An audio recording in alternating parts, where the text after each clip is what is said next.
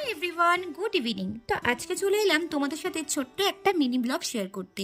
তো খুব অল্প সময়ে তোমরা এই রেসিপিটি বানাতে পারবে এবং বাড়িতে কোনো গেস্ট আসলে বা কোনো ইভিনিং স্ন্যাক্সে তোমরা কিন্তু এটা রেডি করে নিতে পারবে।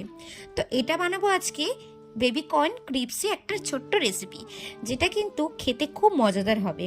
তো ফার্স্টেই দেখো আমি বেবিকর্নগুলোকে আমি বয়েল করে নেব।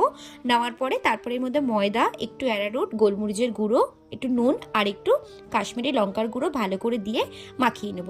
তারপরে ডিম ফেটিয়ে ডিমের মধ্যে কোট করব এবং ব্রেড কামের মধ্যে আবার একবার কোট করব। আমি এখানে ডবল কোট দিয়েছি। ডবল কোট দিলে কিন্তু খুব খেতে ক্রিপসি হয় আর খেতেও কিন্তু খুব ভালো লাগে। তো দেখো আমি এখানে সবকটা রেডি করে নিচ্ছি। ফার্স্ট টাইম তো একটু অল্প করেই বানালাম, বিশ্বাস করো অসম্ভব সুন্দর হয়েছিল। তোমরাও কিন্তু একবার বাড়িতে বানাতে পারো। ইজি, একদমই ইজি বানাতে, কিন্তু একদম কম টাইম লাগবে।